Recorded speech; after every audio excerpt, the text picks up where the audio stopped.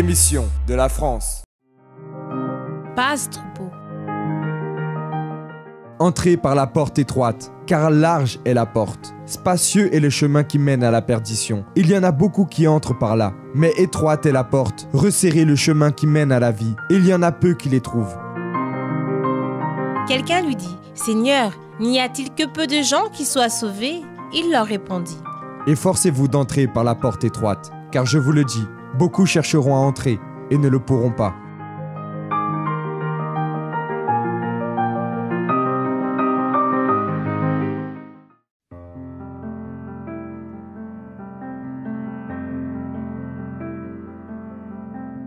Bonjour à tous, soyez bénis abondamment, vous qui êtes maintenant, vous téléspectateurs qui regardez, voyez cette émission depuis la France, cette émission qui a toujours pour but et objectif vous montrer qu'il y a bien un Dieu qui est toujours prêt à vous aider, à vous secourir, pour plus que vous soyez en train de souffrir. Peu importe quelle est la situation, peu importe quel est le problème, ce qui semble même être impossible. Sachez que c'est Dieu et le Dieu qui fait l'impossible devenir possible. Mais la vérité, c'est que beaucoup de personnes, elles souffrent intérieurement. Beaucoup de personnes, elles chargent, elles portent dans leur intérieur une grande tristesse, une angoisse. Même beaucoup finissent par sombrer dans la dépression. Beaucoup même pensent que mieux, c'est de mettre une fin, un terme à sa propre vie. Oui, la personne finit pour ne plus avoir vraiment de motivation pour vivre. Mais vous savez que c'est Dieu, il donne la vie. Et si vous êtes cette personne qui nous regardez en ce moment, vous êtes désespéré. Vous n'avez plus de raison de vivre, vous êtes abandonné de tous, vous êtes en grande douleur, souffrance. Sachez que nous vous présentons, c'est Dieu qui va changer, qui va transformer votre vie. Et au cours de cette émission, nous allons vous montrer des témoignages des personnes qui, à un moment donné, elles ont été invitées à venir au centre d'accueil universel et participer à une de ces réunions de force, de puissance, une réunion de miracles. Et leur vie a été complètement transformée, a été complètement changée. Et justement, nous avons ces témoignages, l'histoire de M. Bertrand, quelqu'un aussi qui en arrivant au centre d'accueil universel, sans aucune perspective de vie, il a su changer la situation en confiant en ses dieux. Voyons ces témoignages.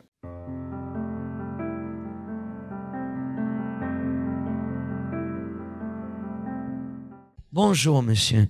Comment vous vous appelez? Bertrand. Bertrand. Racontez-nous, comment était votre vie avant que vous arriviez au centre d'accueil? En fait, j'avais une vie complètement détruite. Je vivais en fait une vie de débauche.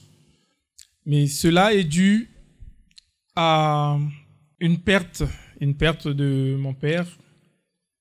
J'étais un enfant bien dans la famille, mais dû à une perte qui m'a tellement touché et que à partir de là, j'ai eu à connaître la vie de dehors, je veux dire, à suivre les amis.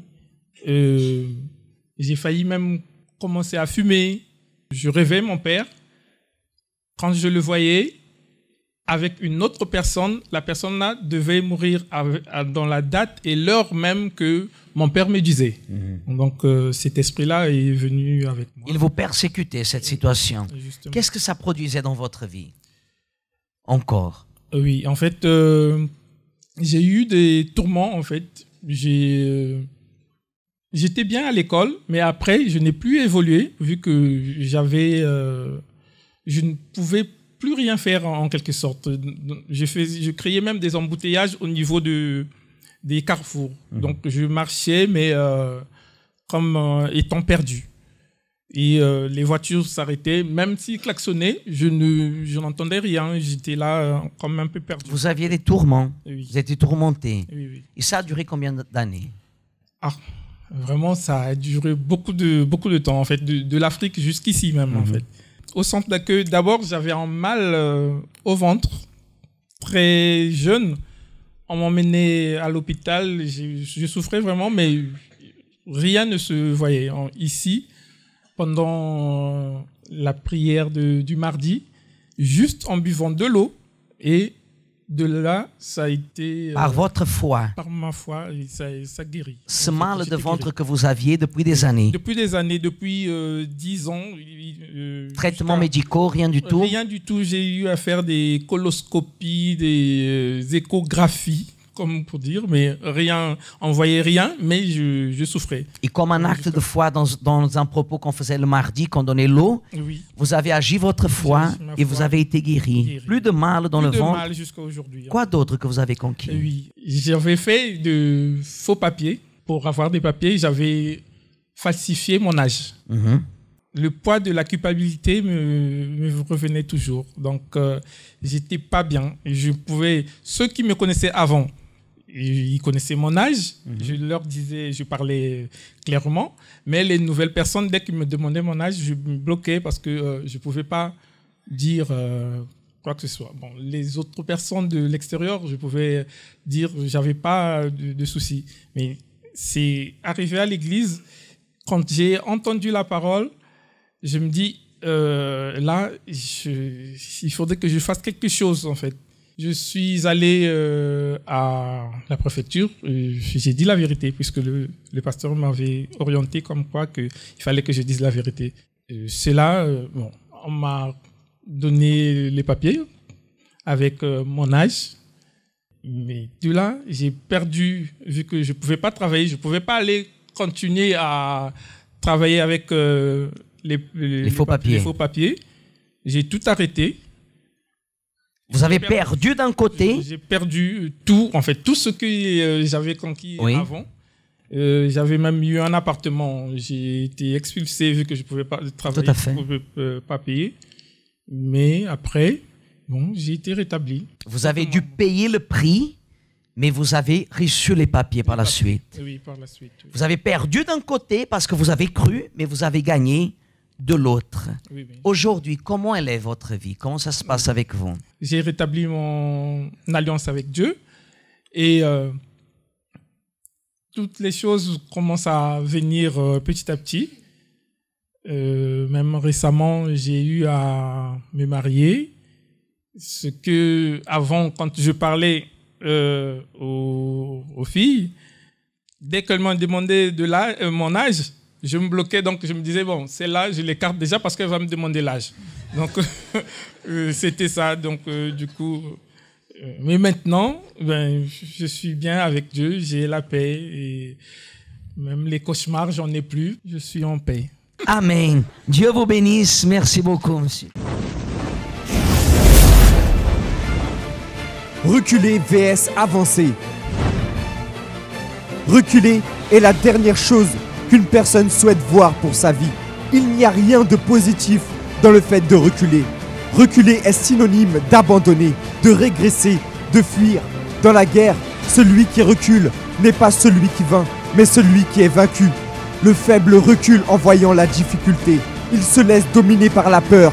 Imaginez que le Seigneur Jésus est reculé devant la croix. Il a lui aussi senti la peur et l'angoisse, mais il les a surmontés pour devenir le plus grand des vainqueurs. C'est cette victoire qui vous donne l'opportunité aujourd'hui d'être fort. Ne reculez pas, avancez, coûte que coûte. Et si la peur vient, dominez-la. Confiez-vous en Dieu et croyez en vous. Ne reculez pas devant le sacrifice et votre vie sera faite d'exploits.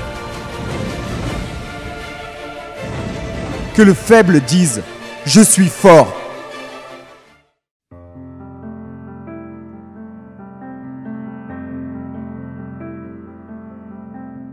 Si vous êtes une personne qui est tourmentée, si vous êtes une personne qui la nuit, vous faites des cauchemars, des mauvais rêves, vous avez souvent l'impression qu'il y a quelqu'un qui vient là chez vous, qui est là dans votre chambre, dans votre lit.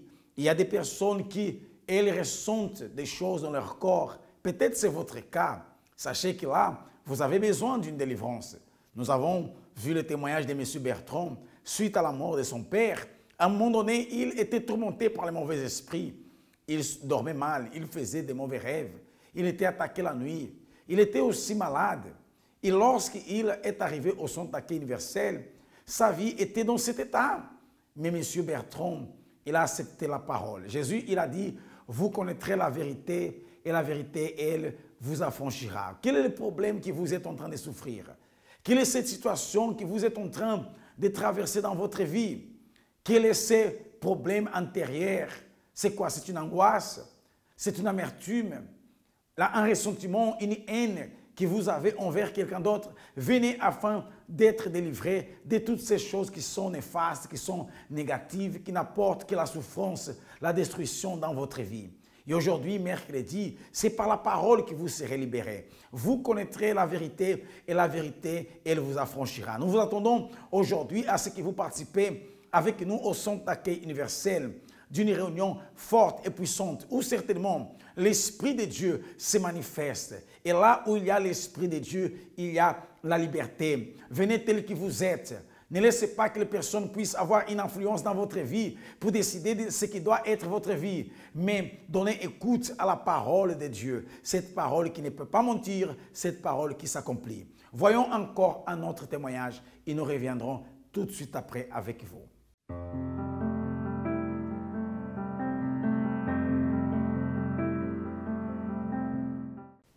Comment vous appelez-vous? Monsieur Michelet. Monsieur Michelet, avant d'arriver au centre d'accueil universel, quelle était votre situation? Quel était l'état de votre vie? Donc, je suis arrivé à l'église universelle avec une vie complètement par terre. Donc, j'étais quelqu'un qui était vicié dans la drogue, dans l'alcool. Donc, je suis arrivé ici suite à la mort de mes frères qui étaient trafiquants. Donc, c'est comme ça que je suis arrivé ici avec rage, beaucoup de colère aussi. Vous étiez vicié dans la drogue. Quel type de drogue est-ce que vous utilisiez? Donc moi j'étais vicié dans tout ce qui est chicha, dans tout ce qui est marijuana aussi. Voilà. Chicha, marijuana. Et vos frères étaient trafiquants. Vous trafiquiez aussi avec eux? Non, moi je n'étais pas trafiquant, mais je suivais aussi le même chemin. Donc j'étais aussi cheminé pour être trafiquant aussi. Vous étiez en train de suivre les pas de votre frère. Et vous dites que vous êtes arrivé au centre d'accueil dans cette situation, avec la colère et avec la rage. Pour quelle raison? Parce que mes frères étaient morts dans les trafics de drogue. Donc moi, je voulais partir aux États-Unis pour aller venger la mort de mes frères. Vos frères sont morts. C'était quoi, une guerre de gangs, tués par la police? Qu'est-ce qui s'est passé? Une guerre entre les gangs. Une guerre entre les gangs? Oui. Et vos deux frères, c'est ça? 2 frères. Vos 2 frères ont décédé? Oui. Mes 2 frères sont décédés dans le trafic. Et ça a créé en vous de la colère, de la rage, au point de vouloir vous venger. Donc moi, j'étais déjà violent à la base. Donc quand mes frères sont morts, et là, j'étais encore plus déterminé. Prêt à tuer? Oui, tout Prêt à à tuer. fait, oui. C'est comme ça que vous êtes arrivé à l'église. Qui vous a invité à venir à l'église? C'est une sœur de l'église. Une sœur de l'église qui connaissait vos problèmes, votre situation? Non, il ne connaît pas. Elle ne connaissait pas. Non. Quel est le processus que vous avez alors entamé lorsque vous êtes arrivé au centre d'accueil? Des chaînes de prière? Comment est-ce que ça s'est passé? Donc je fais déjà les chaînes de prière du vendredi. J'étais aussi violent, donc je frappais ma femme. Donc je venais aussi à jeudi pour faire les chaînes de la famille. Donc ça a été résolu aussi. C'était résolu. Oui. C'est-à-dire dans les chaînes de prière, vous avez réussi à transformer votre vie, à restaurer votre relation sentimentale, vous libérer également de la violence, etc. Mais vous avez également eu une expérience avec le Saint-Esprit, c'est ça? Oui. Qu'est-ce qui s'est passé? Donc, ce qui s'est passé, j'ai entendu parler du jeûne de Daniel. Moi, je ne connais pas, je ne sais pas ce que c'est. J'ai vu le témoignage, le vie transformée. Donc, je dis, mais qu'est-ce que c'est que ça? Alors, je me suis lancé, je me suis plongé dans le jeûne de Daniel. Donc, je suis baptisé du Saint-Esprit en 2012. En 2012? Oui, en 2012. Ça, c'est une date inoubliable. Inoubliable. C'est-à-dire, vous qui aviez en vous un esprit de violence, un esprit de rancune, de haine, de vouloir tuer, vous venger, aujourd'hui, vous êtes une personne totalement transformée par le Saint-Esprit. Aujourd'hui, qu'est-ce qu'il y a en vous? Avant, il y avait la violence, il y avait la colère. Qu'est-ce qu'il y a aujourd'hui en vous? Aujourd'hui, j'ai la joie. J'ai la joie de vivre. J'ai la paix. Donc, je suis un homme comblé. Un homme comblé. Tout l'intérieur a été transformé.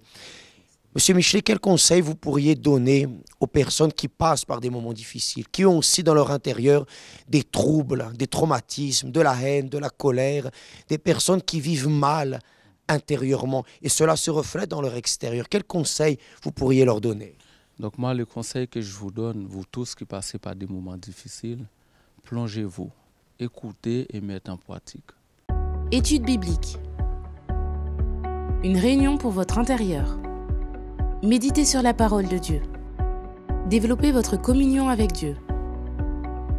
Chaque mercredi à 10h, 15h et 19h30.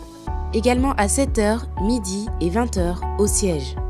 Pour plus d'informations, visitez notre site centredaccueil.fr ou appelez-nous au 01 53 35 85 11. Étude biblique. Chaque mercredi dans tous nos centres d'accueil.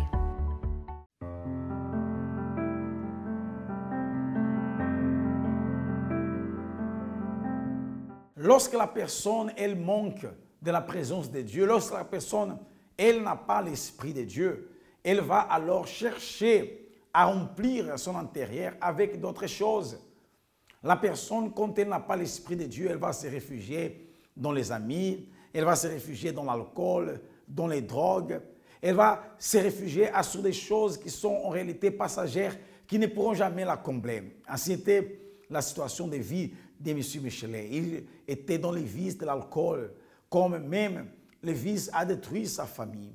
Ses frères ont fini par être tués, étant dans des gangs. Ils ont fini par être tués et cela a été encore une raison pour que la souffrance de M. Michelet augmente au point qu'il haïssait. Il voulait ainsi retirer vengeance à ceux qui avaient fait du mal à ses frères. Il était quelqu'un avec une attitude agressive, quelqu'un qui pouvait aussi arriver à mettre une fin à sa propre vie. Mais par la miséricorde de Dieu, il a trouvé le travail réalisé par les centres d'accueil universels. Et chers amis, vous pouvez aussi aujourd'hui même trouver ce travail. Vous qui êtes dans une situation pareille que celle qui était M. Michelet, ou alors un autre problème quelconque, venez aujourd'hui, mercredi, jour pour que vous soyez transformés de votre intérieur. Nous y serons au numéro 254 rue du Faubourg Saint-Martin, Paris 10e. Venez à travers les moyens de transport comme le métro ligne 2 ou la ligne 5, descendez là à Stalingrad. Ou alors la ligne 7, descendez là à Louis-Blanc. Mais saisissez l'opportunité. Nous y serons à 7h du matin, à 10h, à midi, 15h et à 20h, le jour de la délivrance intérieure, le jour de recevoir l'Esprit de Dieu. Nous allons encore voir un autre témoignage et nous reviendrons après pour parler avec vous au sujet de la suite de cette semaine.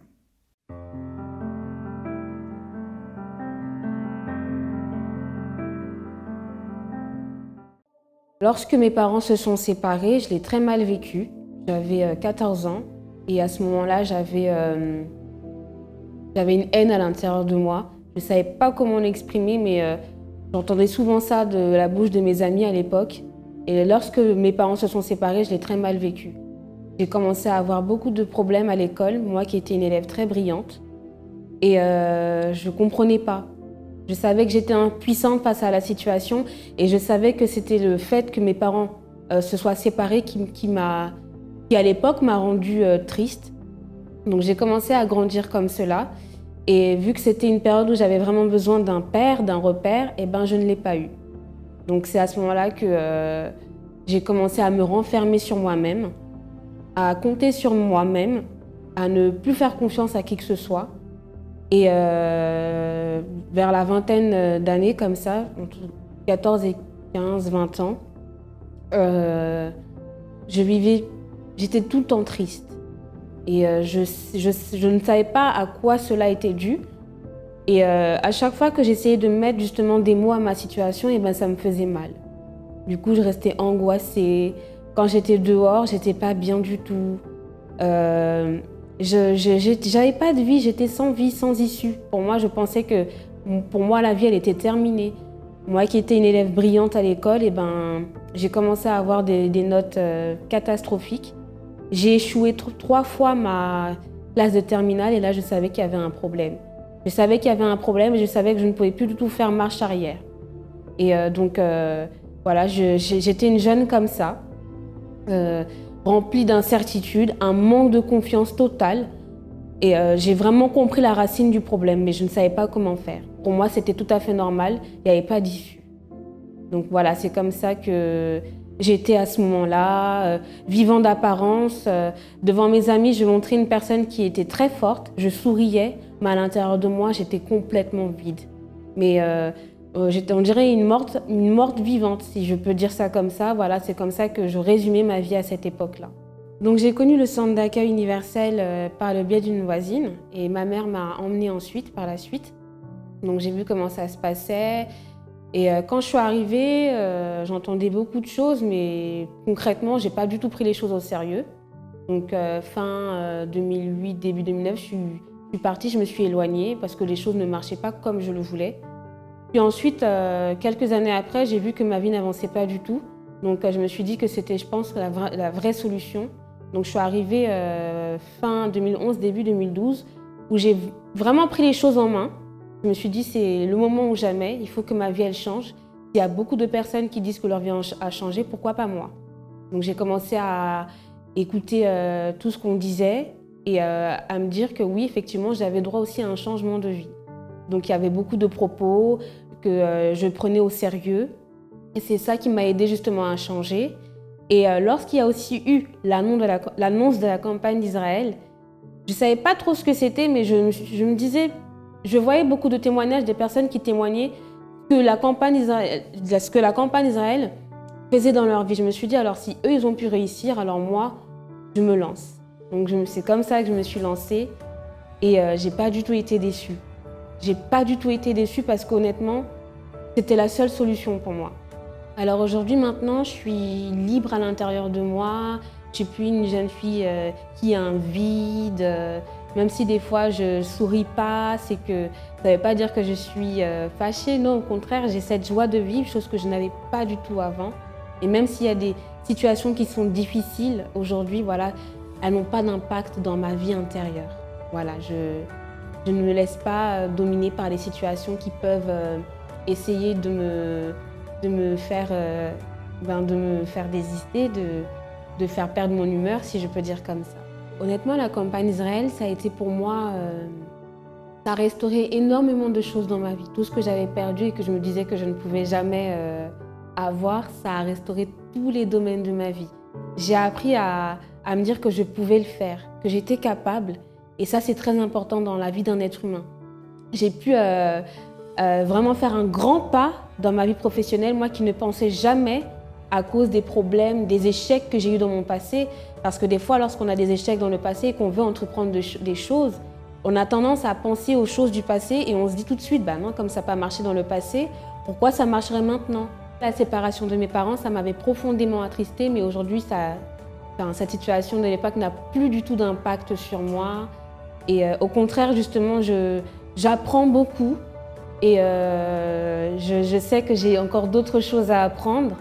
Et pour moi, je suis vraiment épanouie de me dire que même en ayant échoué dans mon passé, aujourd'hui, voilà, j'ai pu faire un grand pas dans ma vie professionnelle. Je suis actuellement encadrante, moi qui ne pensais jamais parce que voilà, j'avais échoué dans mes études et je me disais que sans diplôme, je ne pourrais aller nulle part. Mais non, j'ai vraiment cru en moi. Et aujourd'hui, je suis vraiment une jeune femme qui profite, qui me découvre à chaque instant et je suis vraiment contente. Connaissez-vous notre Instagram? Centre d'accueil universel. Profitez chaque jour d'images. Renouvelez votre foi chaque jour. Vos attitudes reflètent qui vous êtes. Et de messages de foi qui viennent jusqu'à vous. La certitude que Dieu est avec nous donne la paix. Venez aimer et partager nos publications qui vous suivront. Dieu dit que tu peux. Et vous donneront de la force au quotidien. Soyez vainqueurs de vos peurs.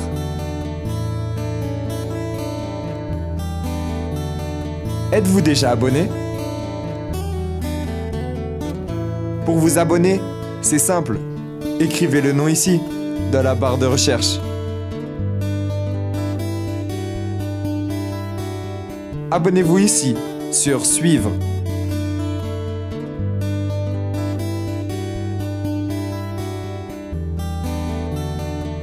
Mieux encore, recevez une notification à chaque publication. Juste ici. Activez les notifications ici. Et rendez-vous sur notre Instagram, Centre d'accueil universel.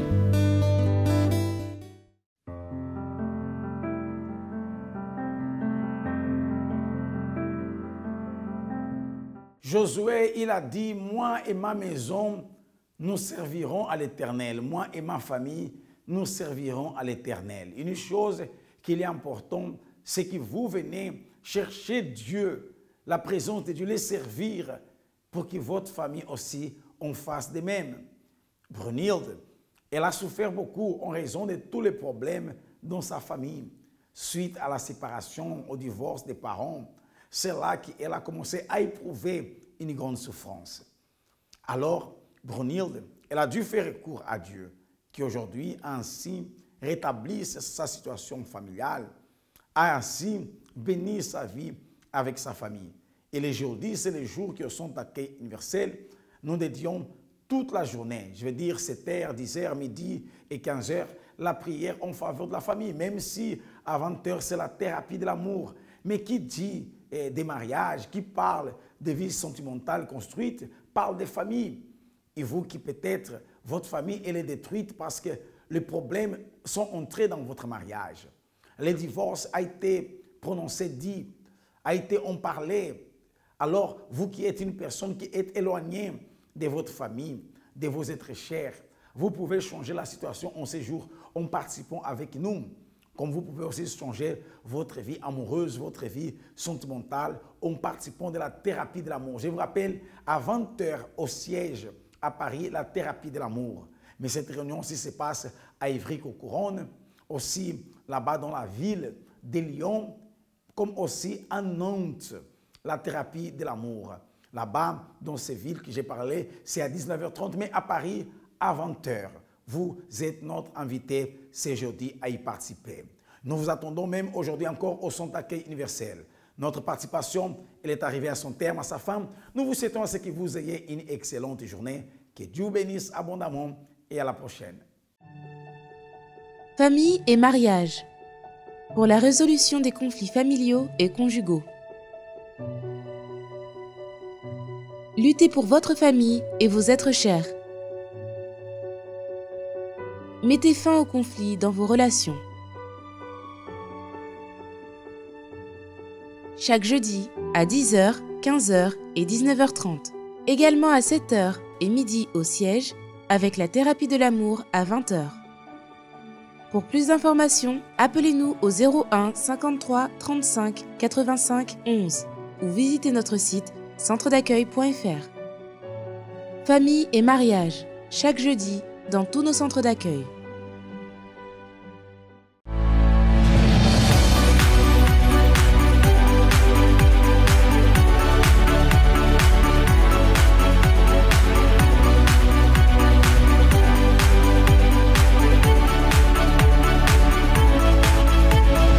Émission de la France.